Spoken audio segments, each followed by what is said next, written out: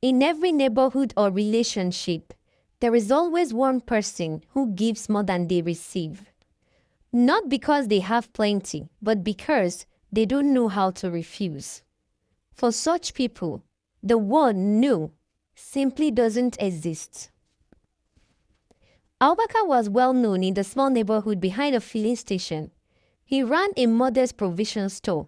He sells biscuits, bread, drinks, sweets, detergents, everything you can think of that kept a house running. He wasn't loud, he wasn't troublesome, and he never argued. People liked him so much for that. Maybe they liked him too much because in that neighborhood, liking someone meant testing how far kindness could stretch. Children came every morning when going to school to buy biscuits and sweets, and when they didn't have money, they said, "Malam, my mother say tomorrow he go bring the money." Tomorrow didn't always come. Mother stopped by after school rush to pick bread and bottled drinks, promising payment at month's end. Some women laughed softly while picking items, saying, "Ah, Malam, you know I will pay. Don't I always pay?" But many didn't. Or they paid half, or they paid late, or they paid only when it suited them.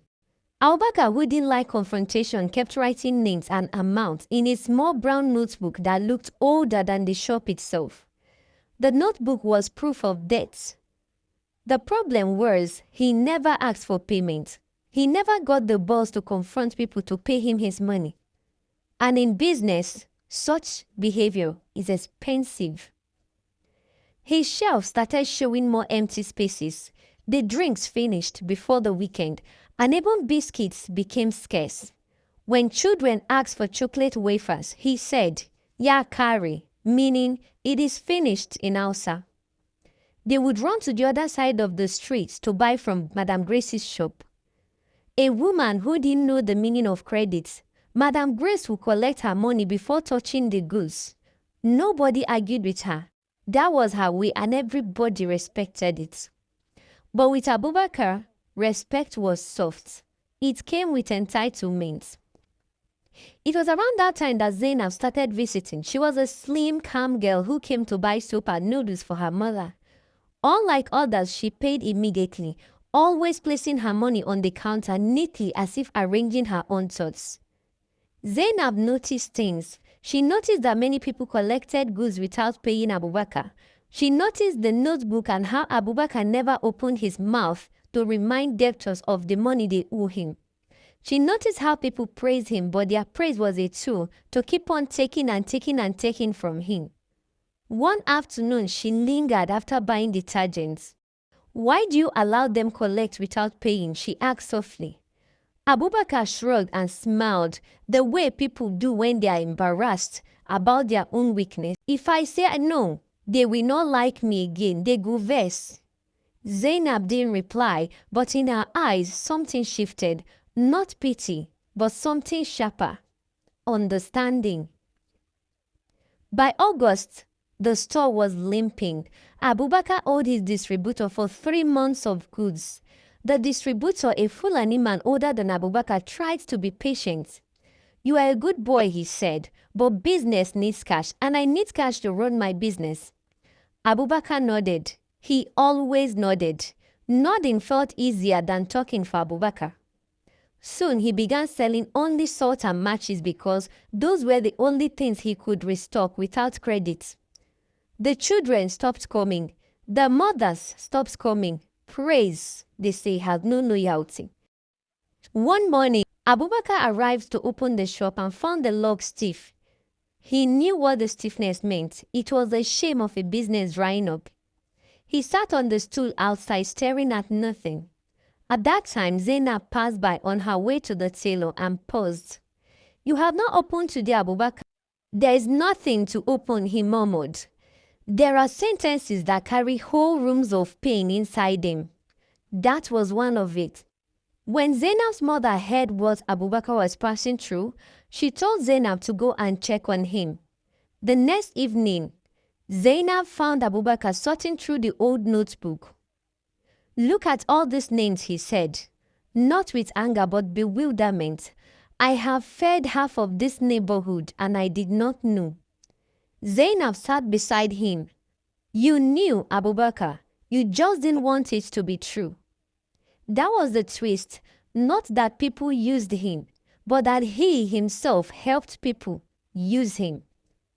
There's a particular kind of heartbreak that comes from realizing you participated in your own downfall.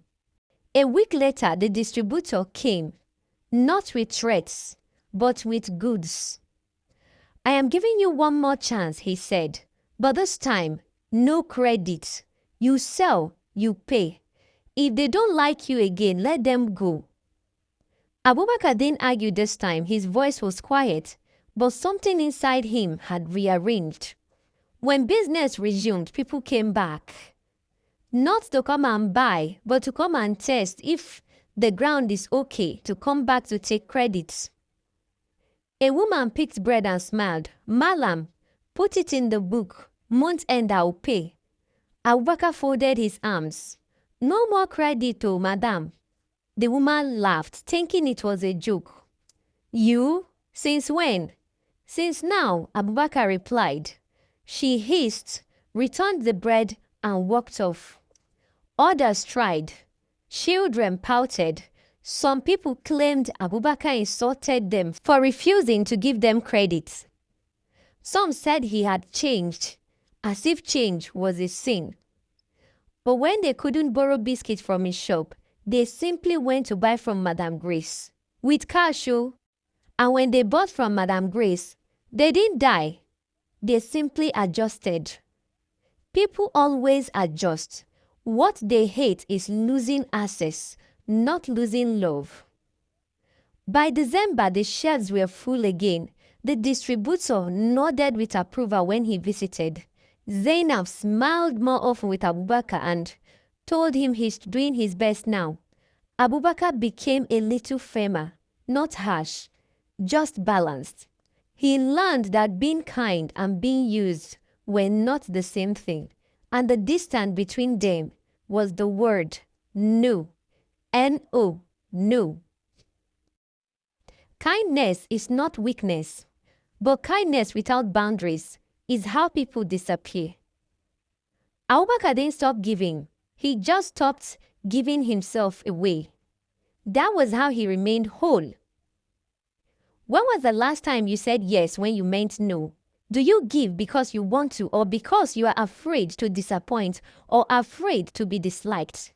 And at what point does kindness become self-sacrifice? Drop your constructive opinions in the comment section. Don't forget to like, comment, share, and subscribe. And click on the notification bell for more interesting stories. This is Tales by _blessed AB. Till I bring another story your way, remain blessed. Thank you. Bye.